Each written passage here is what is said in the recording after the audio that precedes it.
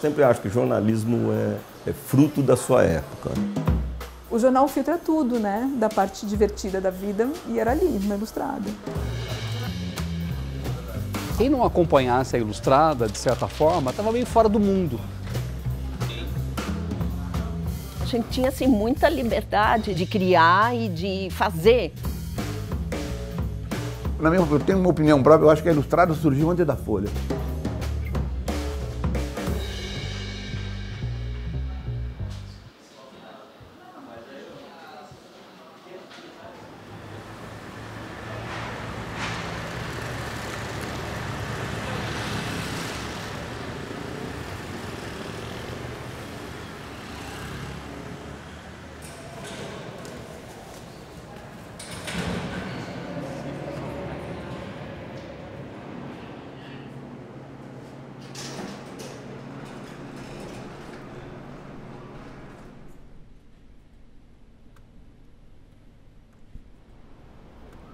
Agosto, setembro, outubro, novembro. Silas, faz 3 meses que você assumiu a Ilustrada.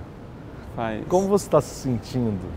Ainda bastante assustado, eu acho. Eu tinha uma ilusão que ia ser, assim, muito fácil. Assim, fácil porque eu gosto de cultura, porque são assuntos que eu sempre cobri e que eu ia só ter grandes ideias e elas iam ser executadas assim por muitas pessoas, mas a realidade é um pouco diferente, né? Eu estava em Nova York como correspondente, aí eu ia voltar para os Estados Unidos para ir para Washington.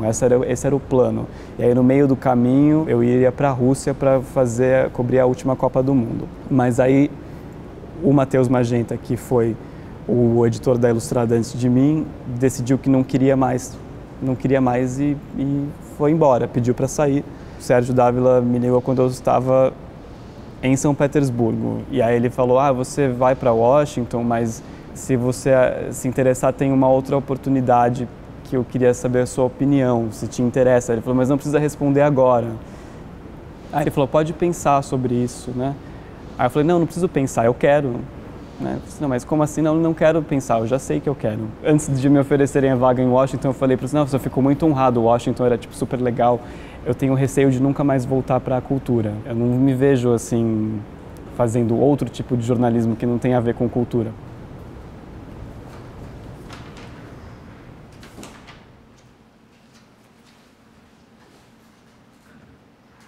Primeira coisa que a gente faz chegando aqui é ver se está tudo em ordem com o planejamento que foi feito na noite anterior, e depois a gente vê o que a concorrência publicou, né? Eu leio os outros jornais todo dia de manhã e me preparo porque tem uma reunião que os editores debatem o que vai acontecer ao longo do dia, quais são os planos, o que vai ser a nossa capa, o que vai acontecer. A engrenagem começa a rodar mais para frente. A primeira vez que eu entrei num grande jornal foi no dia que eu fui começar a editar a Ilustrada. O Cálio Túlio era muito jovem e era já um intelectual, a meu ver, importante. Eu te diria que ele deu o pontapé inicial de um novo espírito para a Folha Ilustrada, complementado depois pelo Matinas. Foi uma grande surpresa, né, para o mercado. A Folha de São Paulo convidar o Caio Túlio, que na época devia ter, 25 anos, né, que só tinha trabalhado em imprensa juvenil ou na imprensa alternativa. Não, a Ilustrada era um caderno de artes e espetáculos e ela não estava muito preocupada com o que estava sendo lançado naquele momento. Das conversas que eu tive com o Otávio, eu deixei claro para ele o seguinte, olha, dá para editar a Ilustrada, agora desde que a gente a coloque no mercado, digamos, né? E aí a gente foi trazendo gente, foi uma das primeiras pessoas que eu trouxe foi o Matinas para ser o nosso subeditor. Eu nunca tinha pisado na redação de um jornal diário, nunca. Não sabia o que era uma retranca. Hoje ninguém sabe mais também o que é, mas na época retranca era uma palavra importante. Mas o que eu me lembro assim, o Caio falou, olha, Matinas, eu vou sair de férias, você vai segurar. Eu falei para ele, eu fico, mas as pessoas vão saber que sou eu que estou aqui.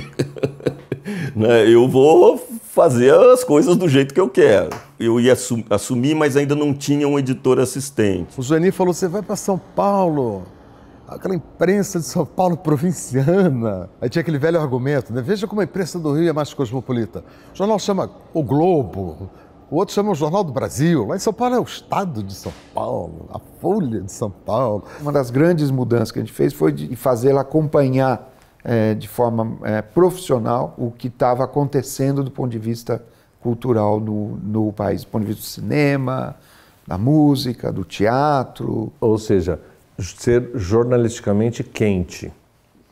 Bastante quente, exatamente. Eu acho que isso é uma boa síntese. A gente está com o dia bem devagar hoje. A gente está lá na porta do Bolsonaro a ver o que vem. Acho que para online Israel e Palestina sempre rende. E o incêndio na Califórnia, que eu acho que pode ir para carro do prédio. Toda vez que se muda um editor, o Otávio e a diretoria do jornal pedia que o editor agregasse um valor novo, que trouxesse uma novidade, que trouxesse uma abordagem diferente para o que vinha sendo feito. Como todo mundo que entra, eu entrei cheio de planos e em 2 dias eu tinha mais planos do que era possível, bem, sei lá quantos anos. A gente chega com uma ideia e essa ideia não dura muito tempo porque ela vai ser muito diluída nas pressões do cotidiano. Pressões de burocracia, pressões de agenda. Os filmes que entram em cartaz, das peças, das exposições. Todo editor que eu conheço entra na Ilustrada querendo... Não vou cobrir a agenda desse jeito tão obsessivo e em 2 tempos já aprende que tem que fazer isso, porque é assim o jornalismo. Eu entrei na Folha com um único objetivo, de ser editor da Ilustrada.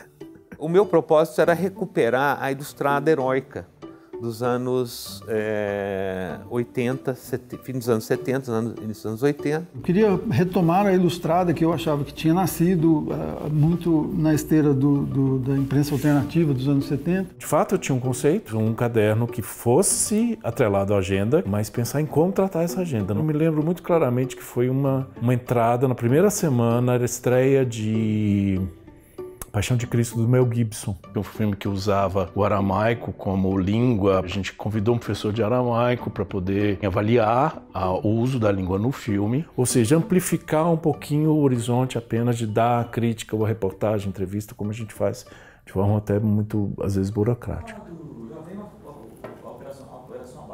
O Luiz Fernando Carvalho, né, o diretor da Globo, comenta que esse novo filme, com essa adaptação do Ellie Spector, é uma coisa super simbolista e tal, enfim, tentar traduzir mais uma vez uma coisa literária para a tela, que às vezes ele consegue, às vezes não. Se você é um repórter de cultura, tudo que você quer é editar Ilustrado. E aí o Otávio me falou, você vai ser editor? Eu falei, não quero. Não quero, quero fazer outras coisas, quero estudar, quero ir para Londres, queria ser correspondente em Londres. Aí escolheram um menino mais organizado que eu, então tá, fico. Se é para o bem do povo e felicidade geral da Ilustrada, eu fico. A Ilustrada tem aquela mística, né? Todo estudante de jornalismo quer ser repórter de cultura. E assim, eu entrei na Ilustrada totalmente crua e ao mesmo tempo muito preparada para exigir jornalismo da Ilustrada. Eu tinha uma proposta de não necessariamente cobrir o disco que estava sendo lançado, o filme que estava sendo lançado. Você faria features, como a gente fala, coisas especiais que saíssem um pouco da pauta do dia a dia. A gente tentava fazer uma Ilustrada mais pautada, a Ilustrada de tese. A gente voltou para o básico. Apuração, lead, furo, sabe, básico. A gente fazia, claro, uma pauta presciente, importante, factual, mas você tinha jogo. Você tinha jogo para trabalhar as suas idiosincrasias ali. Eu tive a sorte de pegar uma Ilustrada para a qual a gente podia propor qualquer ideia que a gente tivesse. Foi uma ideia completamente inesperada do Otávio, me colocar naquele lugar, naquele ano, naquela posição. Eu entrei no jornal muito verde, sem ter feito nada antes, e já com um pessoal muito maduro. Eu tinha um projeto para editar Ilustrada desde que eu entrei na PUC para fazer jornalismo, era um dos meus sonhos. O conceito da minha Ilustrada batia muito com o conselho que o Matinas me deu antes de eu assumir o caderno, que era: aconteça o que acontecer, tenha pelo menos uma reportagem, uma matéria, um quadrinho, uma ilustração, uma foto de impacto. De 84 em diante, quer dizer, o jornal se engajou na campanha das diretas, ele fez uma série de ações e de mudanças. Os jornalistas poderiam fazer suas apostas, então eles não precisavam cobrir coisas que o mercado já tinha assimilado. A minha Ilustrada foi muito muito polêmica, porque as pessoas estavam sempre muito irritadas com essa pessoa que eu era naquele lugar que tanta gente queria, né? Então as coisas que eu fazia não... foi um choque mútuo de várias maneiras, assim. E foi um choque aceito por mim, eu sabia onde eu estava me metendo, né?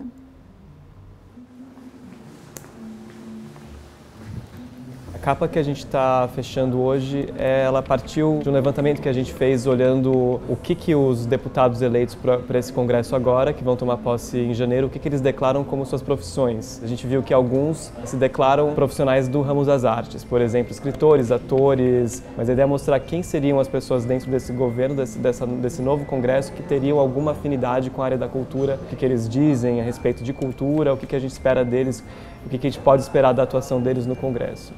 É importante que o leitor, todos os dias, feche a Ilustrada e pense: eu fui impactado, surpreendido, achei inusitado esse aspecto do caderno. Eu lembro muito bem uma contagem regressiva que a gente fez do fim do Seinfeld, que era uma série, uma sitcom. Todo dia tinha uma reportagem, faltam tantos dias e tal. Chegou um ponto que o diretor de programação da época da Globo mandou uma carta para o painel do leitor, reclamando, dizendo: escuta, a Ilustrada só pensa no Seinfeld, ninguém mais aguenta o Seinfeld. A Úrsula tá decente, assim? Muito enumerativo, pouco sabor.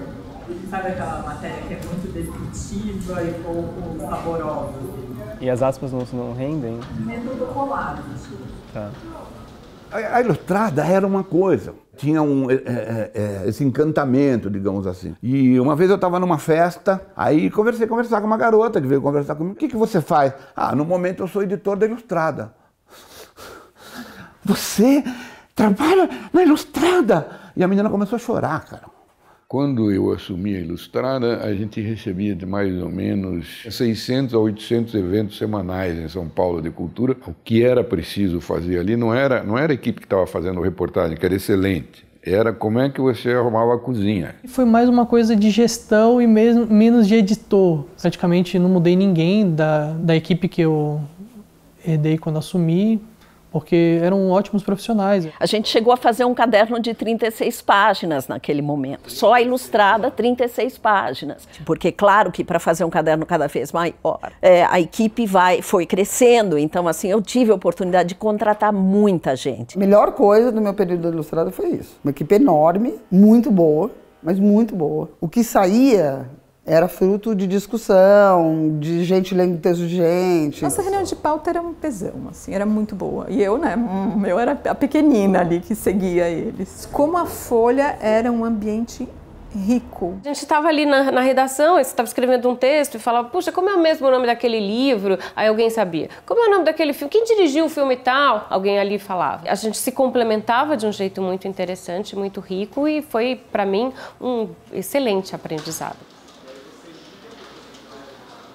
O que eu quero que você diferencie é o que a pessoa se autodeclarou e o que a gente está dizendo que ele é. Você escrever na frase assim: Alexandre Frota se declarou tal, mas também é tal. Para o Frota não ligar aqui e dizer: eu não me declarei ator. Entendeu? A gente não está dizendo que ele se declarou ator. A gente está dizendo que ele é ator porque todo mundo sabe. Só para a gente não dar um errão, entendeu? Eu bombardeava os repórteres de perguntas, como eu aprendi na Folha. Como é que você escolhe quem você vai cobrir, assim? Livro, filme, disco? Ah, o que eu acho bom, o que o meu editor considera bom, a partir talvez dos gostos pessoais do editor, e o que está bombando na bolha deles. Não o que está bombando no país, porque se estivesse bombando no país, não eram as mesmas pessoas que estavam aparecendo nas capas da Ilustrada. Eu acho que o maior desafio, talvez, que eu sinto agora, e você, não sei como foi para você, mas é você sair um pouco do seu gosto e entender que a cultura é muito ampla, né? Se eu fosse fazer tudo do jeito que eu quero, seria 90% artes plásticas e outras coisas pequenininhas. A minha Ilustrada ia ser 90% rock. Uma das matérias que eu mais gostei de ter editado ali foi uma sobre o fim do mundo no cinema. Veio de uma brisa minha num dia no cinema que eu estava assistindo um filme, só que os 5 trailers que antecederam o filme eram sobre o fim do mundo. Aí o que foi possível fazer com as técnicas, com método estatístico, com programação? Vamos pegar todos os filmes do IMDb que tem a palavra-chave fim do mundo e destrinchar todos esses filmes para saber, Tem mais filmes sobre fim do mundo ao longo das décadas? Tem mais sobre fim do mundo relacionado a numa década alienígena, numa década epidemia. Tá, o que isso quer dizer pra gente? Não é só pegar esse gráfico e jogar na página. Ok, então vamos falar sobre como foi se transformando a abordagem cultural do fim do mundo. Parece uma tese de doutorado. Não, é tipo 2 semanas. E tive uma percepção da minha bolha porque são os filmes que eu vejo, os trailers dos filmes que eu assisto. Não, ok, minha hipótese faz sentido? Como saber? Vamos pegar tudo, aplicar a ferramenta. Não substituir a apuração, é só potencializar uma apuração e fazer coisas de qualidade. Lembra que a secretaria dá 3 páginas extras. Não, sim, mas se a gente tiver com pautas, com essa deficiência de pautas que a gente tem, eu não vou abrir página para isso. Ruim de pauta, é isso? Sim, tá bem ruim. O que tem na pauta para quarta? Tem Nick Drake, Suassuna. Matéria tem. Nem que a gente dê crítica Crítica de livro tem um monte, dá umas internas. Eu te diria que a Ilustrada era ligado ao lazer e um pouco para distrair o leitor. E aí vem o Caio Túlio para o jornal. O Boris nos deu liberdade total. Ele estava muito mais preocupado com a área política e econômica e pôde se despreocupar com a área cultural. A gente deixava tudo editado, eu costumava mostrar os textos, os trechos mais apimentados ali, e era ele quem decidia se aquilo seria publicado ou não. Em geral era publicado. Não esqueça que até 84 temos ditadura, e o jornal era muito preocupado em não cutucar a onça ali com vara curta. Teve, na época, uma história de um bombeiro que uma criança caiu no zoológico, caiu num poço de ariranha. Sem querer, a criança pulou lá, caiu lá, dentro do poço. A ariranha é um roedor que tem os dedos afiados, né? E o soldado salvou a criança e acho que ele morreu. Tudo bem, esse caso foi muito conhecido, saiu na televisão, nos jornais e tal.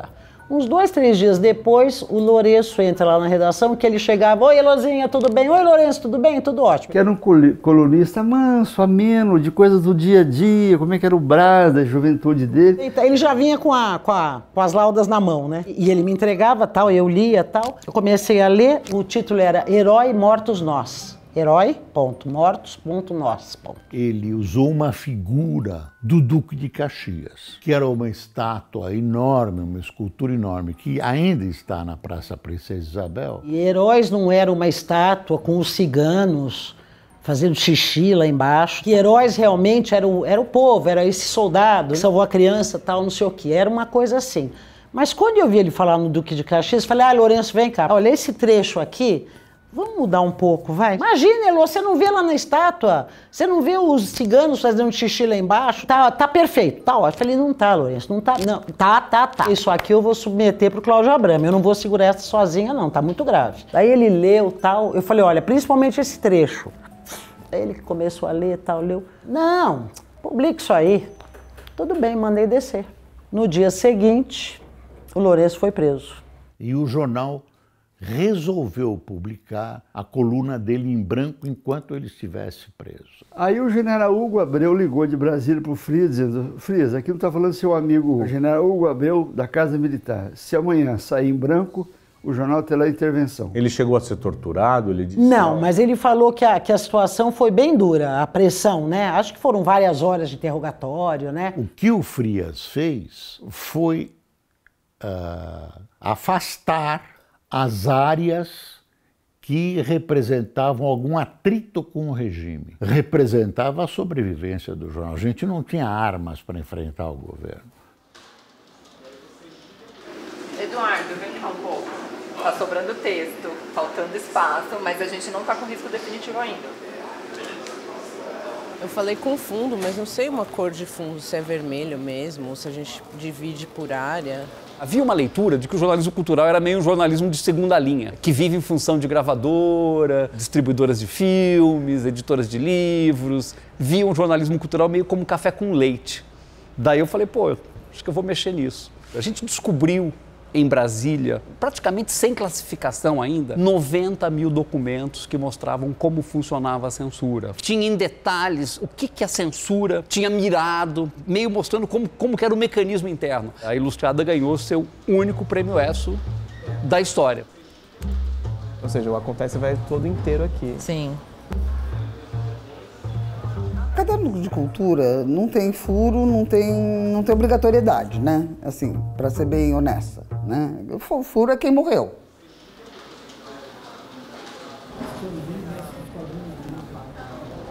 Quadrinho. Meu Deus do céu. De 5 minutos atrás do texto. Isso é uma capa, né? Todo dia morria uma pessoa. A Ilustrada parece também, às vezes, que é um grande obituário, porque todo dia morre alguém muito importante. Tem muita gente importante na cultura, né? E não vai acabar. A minha gestão morreu tanta gente. Olha, morreu de Alexander McQueen e Amy Winehouse, a Chorão, Chico Anísio, Hebe, Niemeyer, todo esse caderno do Niemeyer que passou por todas as gerações de editores da Ilustrada, fui eu que tive o prazer de fechar.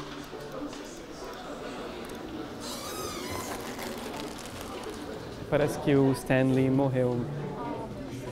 Aí essa Aí capa. já pode... Essa capa já não. Olha lá, vocês vão pegar um. Isso é quando a edição. Fechamento com emoção. É quando a edição muda 100% no último minuto. Eu tinha tirado férias depois de um ano, em dezembro. Eu não tinha celular ainda, ninguém tinha celular ainda, assim, tipo. Aí a gente foi tomar uma cerveja, assim, Tom Jobim, né? Uma TV sem som, Tom Jobim. Outra TV sem som, Tom Jobim. Falei, nossa, um especial do Tom Jobim que não acaba mais, né? Aí um dos botecos que a gente foi, morreu o Tom Jobim. Eu falei, caralho! Já tinha acontecido tudo, porque ele tinha morrido cedo, enfim. Foi uma puta cobertura, né? Era caderno especial, enfim, sabe? A gente tinha deixado um monte de coisa pronta. Quem vai escrever sobre isso? Érico, Ramon? Então, a gente tem que ligar para todo mundo agora, porque o Thales não está atendendo. Vou tentar ligar para ele. Vamos ligar para o Érico e para o Ramon também. A gente tem o vídeo dele. Oi? Vamos olhar. Tem o quê? Ele tá bem velhinho, talvez tenha o usuário. Onde fica isso? Teria que estar aqui. Eu vou... Peraí, vou pedir pro Sandro ver. Gui,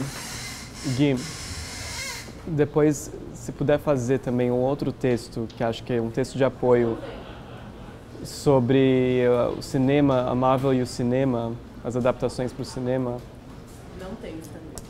Eu fui almoçar com o Caio Túlio, combinar, conversar como é que ia ser e tal, o trabalho. E quando a gente está voltando para a Folha, veio uma repórter, você já souberam da notícia? Não, morreu Elis Regina. Nós queríamos, para a primeira página, uma foto dela tirada de cima, porque ela foi velada no Teatro Municipal. O que eu me lembro é que eu dei o título. Ficou no final, Elis, o adeus à batucada da vida. A Folha não dava nenhuma chamada na capa para a Ilustrada. Zero. A gente ia na reunião de fechamento da primeira página e voltava numa frustração enorme, porque a gente falava, olha, temos isso, temos aquilo. Eu nunca tinha muito destaque. E o da Elis Regina acabou tendo. Vamos tentar todo mundo que atende. O primeiro a atender o telefone. Oi, Thales? É o Silas, tudo bem, e você? A gente não tinha um obituário pronto. Você pode fazer isso voando pra gente? Valeu, querido. Um abraço. Tchau, tchau. Dia de Natal de 1977, eu estava em casa, telefonaram, morreu Charles Chaplin. O carro está indo te buscar. Larguei o almoço pela metade e fechamos uma edição, bicho. O seu Chaplin estava morrendo. Época de Natal. O Fassone fez uma coisa caprichada e deixou lá com a gente na gaveta. Foi um trabalhão para achar a gaveta, a gente veio arrombar a gaveta dele. Eu me lembro que eu coloquei aquela foto final do filme Luzes da Cidade, o Chaplin andando com a Paulette Goddard, rompi a foto, meia página, escrito The End, fim.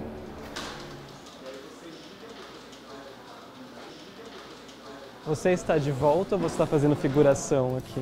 Não, estou de volta. Você não quer fazer essa nossa capa com a gente? A Fefa está fazendo, mas...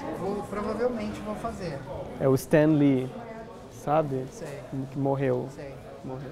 Que nesse momento os jornais abandonaram preconceitos, costumes, por exemplo. Não era mais vendido como uma matéria desenhada para as pessoas entenderem, era feita e dirigida para um público mais inteligente e mais exigente. Tarso de Castro era uma pessoa ame-o ou deixe-o. Você não podia simplesmente falar assim, oi Tarso, tudo bem? Ai, você é legal. Não dava. Era, oh meu Deus, que cara demais. Ou então, ai não posso ver esse cara. Daí ele teve uma ideia, eu acho, de epa, por que não um caderno para mim? Daí ele fez o folhetim. O folhetim era um passo adiante da Folha Ilustrada. E entrava no que parecia futuro, no que você conseguia captar, que eram tendências da sociedade. Folhetim não era ousado, era atrevido. Teve um folhetim, por exemplo, inteirinho falso. Todos os personagens, todos os textos eram sobre pessoas que não existiam. Tinha uma pequena frase que dava uma dica de que tudo era falso. Houve um protesto do Sindicato dos Jornalistas, que dizia que o jornalismo tinha que estar comprometido com a verdade e não com a mentira. Mas era uma provocação. E a Folha topava essas coisas, né? Quer fazer uma capa assim? Mostra pra Fefa isso, ou, quer dizer, mostra pro Marcinho. Eu acho bem bonito isso. E usar a Ilustrada com a fonte da Marvel é bem legal. Minha mãe fala que a gente faz planos e Deus ri. E no meu caso, ele deu uma gargalhada. Eu estava me recuperando de uma hepatite. No meio da hepatite, veio um convite para ir jantar com o Caio Túlio e o Matinas. Eu vou, claro, quem vai dizer não para a Folha? Eu quero que você seja titular da coluna da Ilustrada. Aí eu falei, Otávio, não tem como fazer isso. Eu vou na Ilustrada para ver cinema, para ver teatro, para ver um livro, mas eu não sou uma jornalista de cultura, não tenho a menor condições. Ele falou, não, eu não quero uma jornalista especialista em nada, eu quero uma repórter. Então foi uma invenção de fato do Sérgio Dávila e do Otávio. Depois de 2, 3 dias, o Otávio me chamou e falou, eu quero te levar na sala do seu Frias. E aí eu cheguei lá, o seu Frias entrou assim, me olhou e falou assim, olha, o Otávio confia muito em você, viu? Ou seja, ele confia muito em você, né? Assim, quem é essa menina chegando aqui de calça jeans, fazendo uma coluna que, né, a gente preza tanto? Saiu um anúncio para a Secretaria Gráfica. Pedia o domínio da língua portuguesa, que eu tinha. E aí eles gostaram de mim, me ligaram e falaram, olha, você não passou para isso, mas a gente realmente foi com a sua cara e se tiver uma vaga na Ilustrada ou no Caderno de Cidades, a gente pode te chamar. E me chamaram para ser redator da Ilustrada, que foi a experiência mais desastrosa da minha vida. Eu não tinha ideia o que significava fechamento. Aí eu estava lá sentado, veio um cara, no primeiro dia, um ET com óculos assim, fundo de garrafa, e falou assim, fechamento, fechamento. Eu falei, mas o que é isso? Não tenho a menor ideia. Eu lembro no dia que eu estava com o Caverzan ao lado, e para se ajudar a gente falou assim, eu fecho uma metade da página, você fecha a outra metade. Só que nós dois fechamos a mesma metade. Aí na hora de descer, porque naquele tempo descia, né?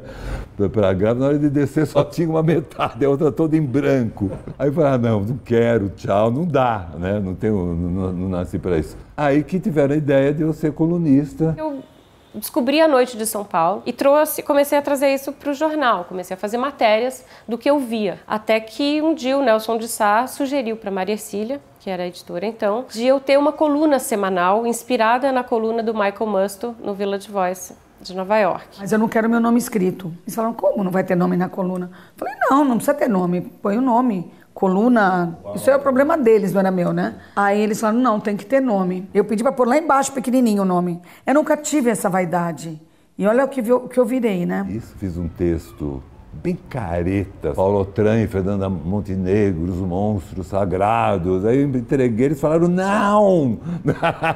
Não é nada disso, nós queremos que você escreva como você fala. Aí entregou ouro para bandido, né? Fui fazer uma cobertura de um dos primeiros encontros do LID do João Dória. E aí eu fiz uma crônica, e eram coisas assim, né? Empresário de calção, empresário dançando, empresário não sei o quê. A gente fez foto, fez tudo. E o seu Frias me liga, e aí na frente de todo mundo fala, você lavou a égua, eu tô adorando essas matérias. Então a sensação que eu tinha é que eles nunca entendiam direito o que eu estava fazendo, mas eu ia fazendo também. Porque as fotos eram feitas pela gente mesmo com câmeras descartáveis, com a ideia de serem registros feitos por amigos que estão na pista, porque naquela época ninguém cobria pista de dança, não tinha isso. Então a primeira foto saiu desfocada e por fechamento, saiu sem legenda. Então apareciam 2 meninas conversando assim numa pista de dança com aquela fumaça. E tipo, o que era aquilo? Então só tinha Noite Ilustrada, o meu nome lá embaixo, a foto fora de foco e algumas notas. Não tinha essa coisa de pessoas anônimas aparecerem no jornal. As pessoas apareciam na coluna da Joyce porque elas eram famosas, porque elas eram descoladas, porque elas eram legais, porque elas eram cool, e não porque elas não eram nada. O meu furo principal, né, foi a Operação Uruguai, a origem do impeachment do Collor. Foi uma nota que estava sendo armada, uma operação que chamava Operação Uruguai, para tentar salvar o Collor. A minha coluna já tinha fechado, foi para a primeira página e foi só uma notinha. Ah, mas você levando tudo para o humor, você não está banalizando os escândalos ou os grandes males da humanidade e tudo isso. Eu falei, ao contrário, né? O humor é demolidor. Agora, é melhor o humor que o rancor, né? Não, senão o Brasil vai virar um monte de gente, acho que está virando, um monte de gente rancorosa babando, entendeu? É tipo uma historinha mesmo, um storyboard? Não, você vai ver uma capa mesmo. Tá. Mas aí teria que fazer Sacou? uma super montagem, ver se o Edson tá com tempo. Vamos ligar pra ele? Quer tentar? Tinha que fazer uma montagem. Quem se habilitaria aqui? Pelo menos dar uma olhada pra ver se rola. Fabiano, vai ver. Tudo bem, Fabiano? O que é a nossa ideia? A gente tem essa imagem. A gente queria pegar essa parte de baixo aqui e pegar mais coisinhas, ser cortadas disso aqui, ó, Thor e tal, e ir preenchendo isso aqui. Você acha possível? Você acha possível? Possível sim, né? Tempo. A Ilustrada era uma espécie de um laboratório da Folha de São Paulo para a renovação do jornal, em termos de edição, de criatividade, termos plásticos. Isso aí a gente começou a fazer com que o logotipo pegasse a personalidade do assunto da capa. Acho que a grande capa que a gente fez foi quando a gente fez o logotipo em japonês.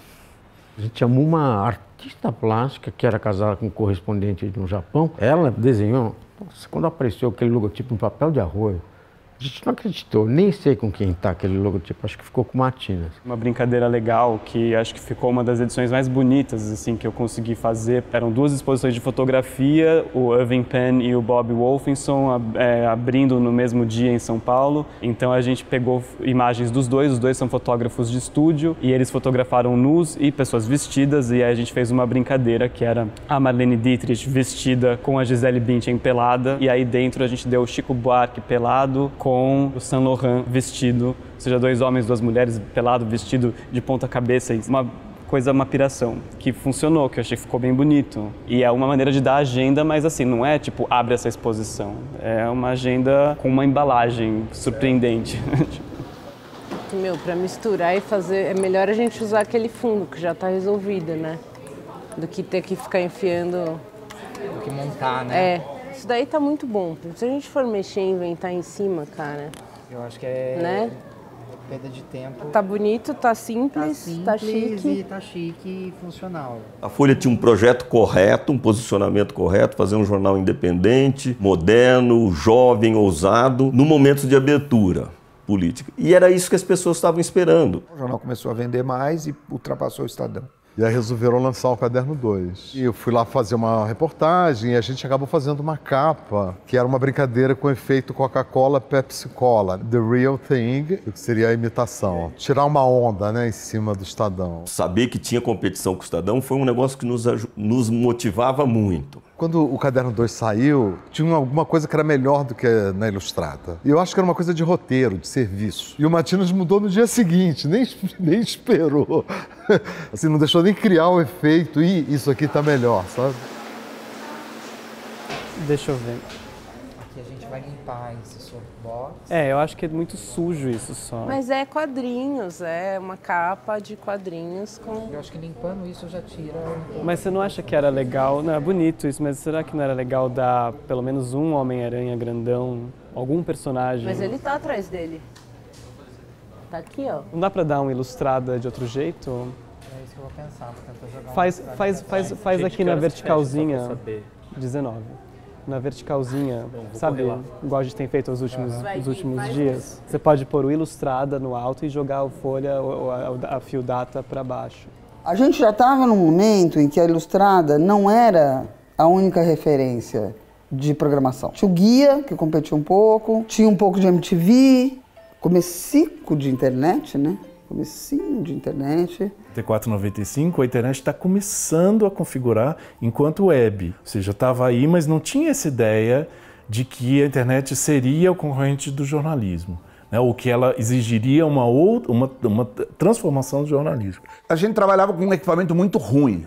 Muito ruim. Então eu tentava ali, tentando ajudar o repórter a fechar, o negócio não funcionava, putz, você não ia estrangular o repórter, você estrangulava o computador, entendeu? Que era um equipamento paraguaio que, pelo amor de Deus, parava o sistema, sabe qual era a mensagem que aparecia? No anda bien.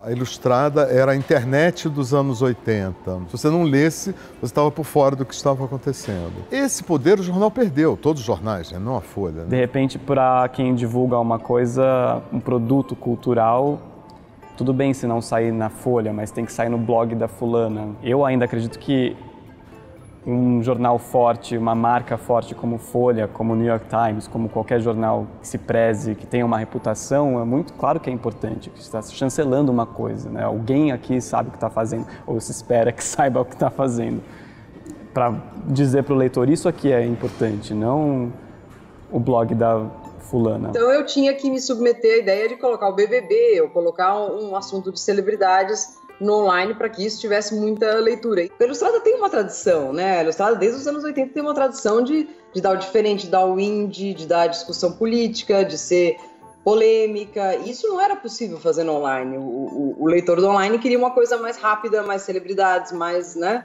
Então, aí começou o germe do F5. Claro, a gente tinha as máquinas, as Hamiltons antigas, né? E até que um dia, olha, agora vai ter o videotexto, né? Que era o computador. Era uma coisa grandona. E quem ensinava tudo pra gente era uma moça chamada Maria Antônia. E eu então escrevi uma matéria sobre Chanel, que eu adoro, mas tudo da minha cabeça, fui escrevendo e tal. Daí quando eu terminei, eu reli tudo e no último parágrafo, que bobagem, tinha um verbo repetido, sabe? Eu falei, ah não, vou trocar isso aqui. Nossa, mexi em alguma coisa errada. Sumiu. Eu comecei a gritar, Maria Antônia, pelo amor de Deus, ela veio a jato. Mexeu lá, Elô, mas o que você fez? Ah, eu não sei, eu acho que eu mexi aqui. Não, mas você mexeu aqui, ali, a matéria sumiu. Daí depois de uns 5 minutos ela falou, Elô, escreve de novo, porque essa daí vai aparecer qualquer dia no New York Times, no Pravda, em algum jornal aparece essa matéria.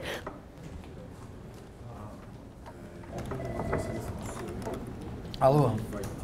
Oi? É? Tá bom, eu vou avisar aqui. O Ira tá me dando um toque aqui, ó, que a Teia mandou. Não vira o logo só por virar. As capas estão fodas, mas sempre lembra do... Então ela falou pra desvirar. Ela acha que tem que ter um argumento por que a gente virou. Justamente, o argumento é pra gente sangrar a imagem até o alto. Tá. Fala pra ela, é a morte do Stan Lee.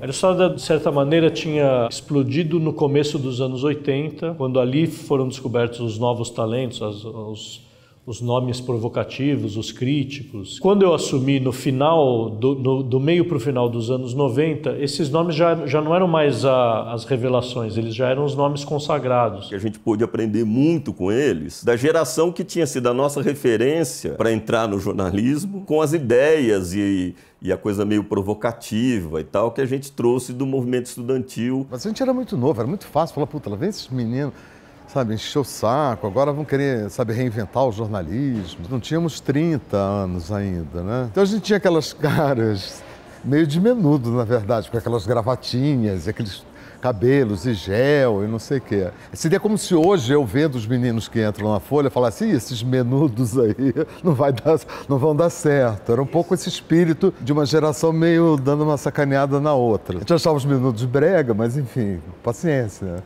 Eu dizia que eu tinha um método que era corretivo. O Boris sempre fala que é mentira, mas era mais uma brincadeira do que propriamente, mas eu fui lá reclamar qualquer coisa, esse jornal é uma droga, não sei, fui lá, deu uma explosão, ele falou, é assim, peraí que eu vou te dar um corretivo, e aí tirou a cinta dele e ficava, eu tinha que sair correndo na sala dele, ele com a cinta. O Matinas que cultiva a lenda. O Matinas não foi ameaçado, ele cultiva essa lenda. Ele me encontra em algum lugar e aparece uma outra... Você sabe que o Boris batia nos... Ele me goza com essa história. Eu vou então agora fazer um outro texto, tá? Antes do card. Se vocês quiserem dar uma olhada no online, O editor é um sujeito que está entre a direção, é um Exu, intermediário entre os dois mundos. Tem hora que você, né, vai lá, acata, obedece, você obedece a direção. Agora, às vezes você tem que proteger a equipe. Eu ficava muito entre a direção do jornal e a Érica, porque ela queria avançar e eu dava gás para ela. Eu falava, vai mesmo, porque é interessante, deixa comigo. E isso teve muita rejeição, porque a pauta da Érica, ela era transgressiva. Em 92 é transgressiva até hoje, assim. Tinha a crítica interna do ombudsman e ele dizia que aquilo era uma iniciativa coroada de amadorismo. Uma coluna, como assim? E que aquilo não ia durar. Durou quantos anos? A coluna? Durou até a minha saída, em 2005. Durou 13 anos, né? Eles muitas vezes não aceitavam a charge, aí pedia para refazer. Tem um negócio pitoresco, né, da tira do Glauco, né, o Geraldão. Ele tinha aquelas várias mãos com sanduíche, bababá, e o Bilal de fora, né. Aí chegava no Otávio, põe uma tarja. No dia seguinte vinha a tira de novo, o Bilal de fora. Mandava por atrás. Até que o Otávio chegou uma hora que não aguentou mais. Falou, deixa, vai, tira de uma vez essa tarde. Aí ele parou, aí começou a mudar de personagem. Aí não tinha mais graça. Mas o pau para fora era um dos detalhes da tira do Glauco escandalosos, né? O cara andava se picando com 3, 4 seringas, fumando, bebendo, vendo a mãe no banheiro. Era uma depravação total. A tira do Glauco é fundadora nesse sentido. Difícil a gente pensar outro jornal que publicasse esse mesmo tipo de coisa. Eu procurava mostrar que quem estava lendo estava com uma sugestão ditada pelo hábito. É o hábito de chegar naquela página e ter um monte de piadas para se divertir. E eu estava fazendo uma proposta inovadora, que não era exatamente uma proposta de enganação. Eu estava propondo uma leitura diferente, que não era também ausente de humor. Leitor e leitora, né? Eles são meio ciumentos, assim. Quando eles percebem que a pessoa está, de alguma forma, pulando cerca... Reagem alguns com alguma agressividade. O que você está fazendo aí, vagabundo? Um dos textos é sobre as adaptações para o cinema, que é isso do Wolverine. Só que isso vai ser o fecha, não vai ser o abre. Mas aí eu não sei se a gente dá ele embaixo, o Wolverine, ou quer dar o título em duas, aí diminui um pouquinho, né? Eu vou ver se a gente não põe um Homem-Aranha aí. Tá digno, né? Mas eu ainda... Mas aí você vai tentar trocar. Tenta ver se consegue na mesma... Vou tentar. Tá. A gente fazia experimentações bem ousadas, assim, em matérias de jornalismo. Eu me lembro que quando estreou Twin Peaks no Brasil, eu já tinha visto a série. Daí me ocorreu a ideia, por gostar demais do David Lynch e do Twin Peaks, eu falei, olha, essa questão de quem matou Laura Palmer virou um feitiço. Mas isso não é a questão principal do seriado. O seriado tem coisas muito mais importantes. Daí eu tive a ideia de revelar logo no primeiro dia quem matou Laura Palmer. Logo no primeiro parágrafo, eu estava falando, olha, se você acha isso importante, se você acha que vai atrapalhar a sua surpresa, pule, não leia isso aqui. Daí o Otávio me chamou e falou assim, pô, mas você quer fazer isso? Ele falou, pô, mas que espírito de porco, né? Daí eu contei para ele qual era meu ponto de vista. Falei, não é uma questão de espírito de porco, é que eu acho que isso não é uma questão importante. E daí ele pegou, ele falou uma coisa assim que eu nunca esqueci, e acho que é uma tradução muito fiel, assim, do espírito libertário que ele tinha. Ele falou assim, eu não concordo com o seu ponto de vista, mas você é o editor, então você faz o que você concordar. E eu fiz, sem menor dúvida. E foi um escândalo. Enxurrada de cartas, protestos. Havia um público fanático, né? Teve um momento que teve o lançamento de um filme brasileiro. Então os jornalistas foram convidados para uma viagem, não lembro mais qual era o lugar. E os produtores davam um dinheiro. E aí eu obriguei o repórter a dizer que ele recebeu ali um dinheiro. A ombudsman criticou na época muito, dizendo assim, qual era a relevância. Se a gente estava querendo dizer que o jornalista tinha sido comprado, eu queria contar como funciona a indústria cultural e como o que você lê está sempre, obviamente, permeado por essa força dessa máquina. Foi ousado e corajoso. Mas assim, não deu muito certo.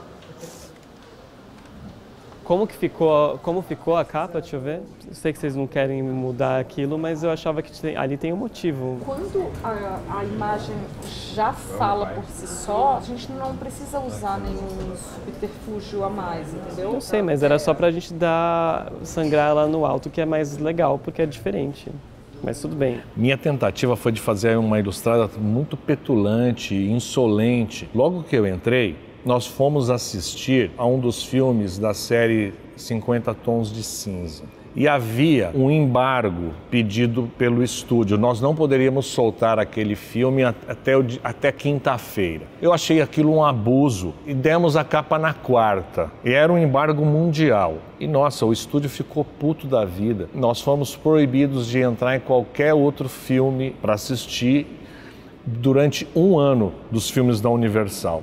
Mas naquele ano, os caras lançaram Velozes e Furiosos 7, que eu não dei bola nenhuma, mas por acaso o ator morreu e foi a maior bilheteria do ano.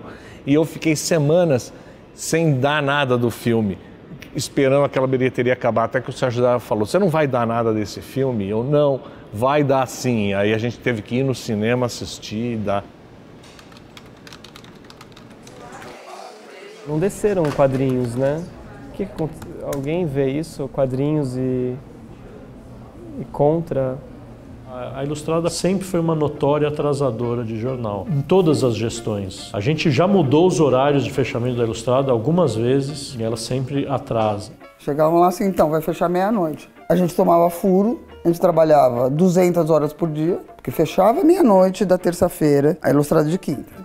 Né? Saía todo mundo 2 da manhã, porque você fecha meia-noite, sai às 2 da manhã, certo? Uma coisa que eu queria deixar bem clara aqui é que eu não tinha tempo de fazer pipi quando eu fechava a coluna. Eu só podia fazer pipi depois da 1, fechava 1, não era as 2, era 1. A gente estava sempre no contrapé da energia do jornal, porque as pessoas chegavam meio tarde, lá pelas 5, falavam, caralho, a cabeça, aconteceu! E a gente já tinha que ter feito isso fazia muito tempo. Então meu dia fazia assim, a 1, 2, fechamento, aquela zona que era, e aí tinha que começar a sair para almoçar rapidão ali na Vieira, e voltar e engatar até umas 8, 10 da noite, no que ia ser ilustrado no dia seguinte. O texto da Ilustrada ele tende a ser um pouco mais trabalhado do que o do resto do jornal, porque trata de assuntos culturais, de comportamento. Então o repórter fica penteando, melhorando o título, melhorando o começo do texto. Tem momentos que era na base da porrada, né? Tipo, falar, olha, se você não fechar em 2 minutos, eu vou desligar teu computador, porque a gente precisa fechar ao meio-dia e faltam 2 minutos para meio-dia. Não, mas só tem mais uma linha e não sei o quê. Eu falava, bichão, tem uma questão básica que é o seguinte, se a tua matéria não for pro jornal, ninguém vai ler, não adianta você ficar abordando. Era uma gritaria na redação. Não, manda matéria como tá, vamos, tá estourando, vamos cortar pelo pé.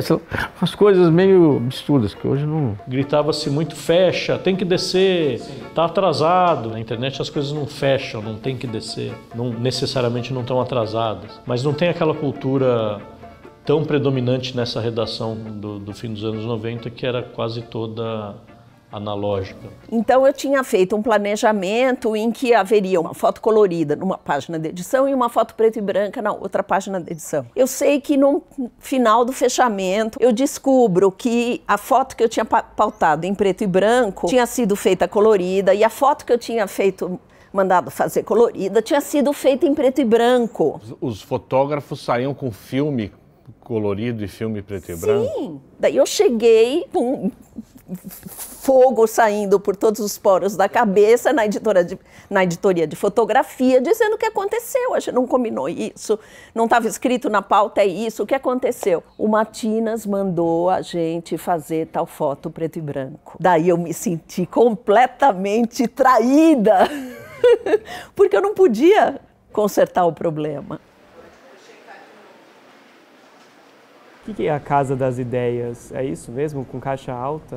Que raio é isso? É uma editora dos Estados Unidos de história em quadrinhos, pertencente à Marvel. Eu vou pôr então chamada Casa das Ideias. Gui, filmes 10 mais vistos. Na voz passiva não pode pôr filme mais assistido. E é Super-Homem ou Superman? O Thales usa Superman. Qual é o... Não, a Folha usa Super-Homem. Eu sabia que era uma escolha difícil. Ao mesmo tempo, tinha uma vontade enorme. Então, pus na balança. Eu vou sacrificar a minha vida pessoal por isso aqui. Porque quando você é editor, você vive a vida da tua equipe, mais que a sua vida, né? Eu não tinha vida pessoal. Aí eu tive um problema de saúde que eu falei, hora de parar, porque era de voltar a ter uma vida pessoal. Era uma crise de hipertensão, eu passei mal, eu cheguei no hospital, era 16/12. E eu nunca fui além de 12/8. E era movido a Coca-Cola e cigarro. Ao final de um ano, eu estava com uma gastrite séria. Tive sorte de conseguir manter meu casamento nesse período e de manter a sanidade mental, porque você acorda e dorme, você respira o teu trabalho. Não sou de desistir de desafios. Então eu comecei a tomar antidepressivo e passei a segunda metade, digamos, do meu mandato à base de antidepressivo para poder segurar esse redemoinho ali. E encerrei, como eu também já tinha comentado, dirigindo uma peça sobre depressão e suicídio. Você não chegou a pensar em suicídio ao trabalhar na Ilustrada? Não, acho que eu não diria tanto assim. Sim, era uma época em que você fumava no avião, no cinema, no restaurante. Na redação era uma névoa. Meses antes de eu ir para a Ilustrada, eu estava num ritmo fumando de 40 a 50 cigarros por dia. Eu imaginava, ouvia os relatos do que era a pressão de ser editor da Ilustrada. Eu pensei, se hoje, sem essa pressão, eu fumo dessa maneira, com essa pressão eu vou duplicar o que eu fumo. Eu vou fumar o quê? 3 maços? 4? Então foi uma decisão racional. Eu parei de fumar no dia 30 de dezembro do ano anterior a assumir a Ilustrada. E até hoje eu tenho um vício, mas é um vício mais saudável. Eu tenho caixas e caixas de house preto. Eu como 2 desses por dia. Ainda bem que é sem açúcar. Sem açúcar. Naquelas alturas, eu tinha começado a namorar o Mário, que era meu subordinado. Porque você é casado até hoje. Sim, com quem eu tenho 2 filhos e tudo mais, né? E para mim era uma situação delicada. É muito maluco, porque não tinha uma divisão muito entre vida privada e vida de trabalho. Era uma imersão quase que 24 horas por dia. A gente era meio maluco, assim. Quando o Otávio me perguntou, mas muito bem, e quem você sugere que fique no seu lugar? Quando eu apresentei o meu pedido de ser transferida para a reportagem, eu disse, qualquer um dos meus assistentes direto está pronto para assumir essa função. E um deles era o Mário. Ela me contou isso depois, muito tempo depois. E ela falou que indicou alguns nomes e ele me escolheu. Você tinha que ter um foco que exigia sacrificar muitas coisas. E eu não estava disposto a sacrificar essas outras coisas. Fiquei 40 dias. E o Otávio foi muito correto comigo. A discussão que eu tive com o Otávio foi eu em Nova York e o Otávio em São Paulo. E a minha atual mulher, que era minha namorada na época, foi me encontrar em Nova York. Então, o dia que aconteceu isso, eu tinha o Elixir d'Amore, com o Pavarotti, com o ingresso comprado. E a discussão foi literalmente por telefone e educado. Falou, olha, eu estava falando, eu preciso disso, preciso desse tipo de engajamento. Eu falei, esse tipo de engajamento você não vai ter. Ah, então não dá, então não dá. O Otávio tinha razão, aquilo lá exige. E se você não está disposto, vai cuidar da vida. Eu fui, e por isso que foi lendário.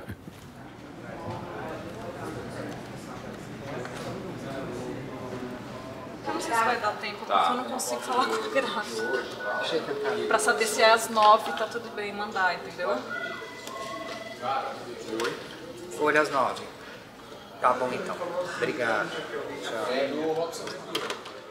Nos anos 80 havia, por exemplo, lá o consumo de drogas na redação. Primeira bebida, era normal, as pessoas um pouco mais na geração anterior do que a nossa. Era meio do jogo você descer 6 horas da tarde pro boteco, beber cerveja, tomar conhaque, tomar pinga, cachaça, sei lá, e voltar para trabalhar na redação. A Folha tinha um fornecedor de uísque que avisava que ele ia chegar com o carro lá cheio de uísque no porta-mala, ou de par, e tinha muita maconha e tinha muita cocaína também, né? Isso não era só na Folha. Era do jornalismo em geral. Você bota um bando de neguinho de 20 anos, ganhando salário bom, se achando o máximo. A gente estava saindo de uma ditadura militar, de umas coisas de repressão, era uma coisa de descompressão. O espírito da época era esse. Aqui, onde ele fala Casa das Ideias,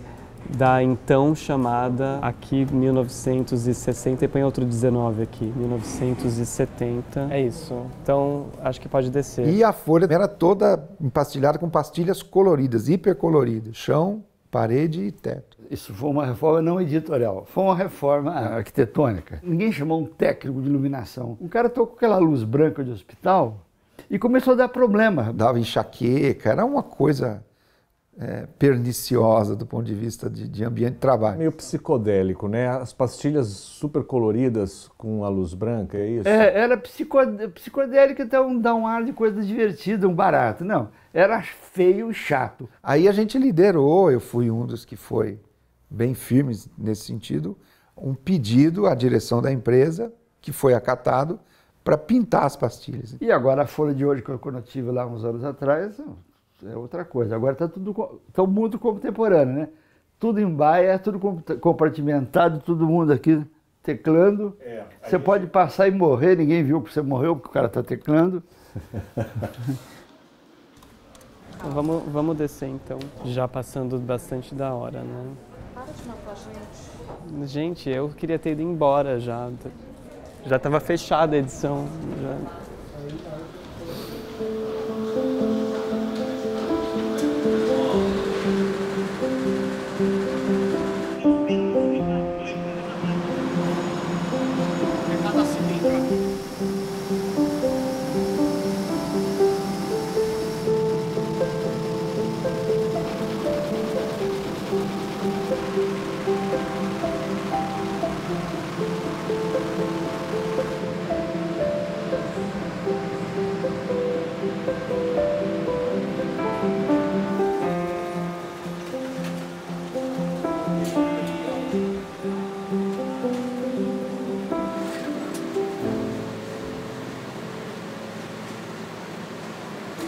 Não fui eu que esqueci. Essa história foi maravilhosa. Segunda-feira, eu dormia tranquilamente, me liga o Boris. Elô, você é uma louca, você tá demitida, você não... Eu falei, o que eu fiz? Pelo amor de Deus, me fala o que tá acontecendo. Você não leu o jornal hoje? Eu falei, não, tô dormindo, mas vou ler. Eu peguei a folha, puxei a Ilustrada, falei, epa, e o Oscar? Ele falou, então, é boa pergunta, você que devia responder. Eu falei, Boris, eu não acredito nisso. Eu também não. Falei, Boris, estou indo pra Folha, tchau. Eu fiquei desesperada. Eu fui pra Folha, eu cheguei lá às 9 horas da manhã, não tinha ninguém. Aí o Fassoni ligou. Falou, escuta, e a minha matéria? Eu falei, Fassoni, o que houve? Ele falou, não sei, eu deixei aqui em casa, não vieram buscar. Bom, eu sei que ele tinha dado outro endereço pro cara. O cara foi lá, não achou, voltou e não falou nada que não achou. O Moacir fechando as páginas lá, não sei o quê. Bom, não sei o quê, deixa eu pôr isso aqui. Primeira página que eu vou pôr, deixa eu pôr isso aqui. Pôs uma outra matéria. O único jornal no mundo que não deu Oscar. Você tá ficando completamente pirado da cabeça, nenhuma linha. Hoje vai ser a entrega do Oscar, nada. O Boris passou assim por mim, olhando pro outro lado. Elô, depois a gente fala. Bravo. Daí eu falei, bom, vamos fechando então, vamos adiantando, vamos vivendo aqui. Amanhã eu já nem venho, vou falar com ele hoje de noite. Bom, nisso... O Boris sai da sala dele, eu ali angustiado, o Moacir também morrendo e tal. Ele passa assim por mim e fala, você é do FBI? Eu falei, FBI, que é isso? Parabéns, Elô. Gente, a Elô é o máximo. O único jornal que não deu, que o Oscar vai ser hoje, porque o Oscar não vai ser hoje. Ronald Reagan acabou de ser baleado. Não vai ter festa do Oscar. Eu falei, jura? Eu falei, todo mundo, Elô, você é uma sortuda, você é... Eu falei, olha, eu nem sou sortuda, porque eu quero ir embora mesmo, eu não quero mais ficar aqui, eu tô infeliz, eu tô morrendo, eu nem sei o que eu tô sentindo. Bom, daí no dia seguinte, foi o único jornal certo do mundo.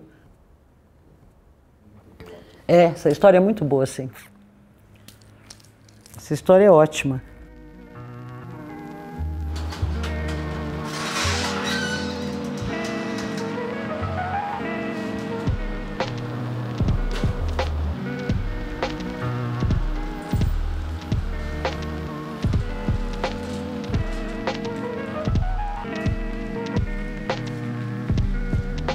Consegui sentir muito ainda, porque é o começo, né? Só que esse começo foi tão tumultuado, né? Com eleição, com o fim da Copa, a morte do Otávio. Talvez eu tenha, né, tido uma largada um pouco diferente dos outros editores. Bastante tumultuada. Boa sorte.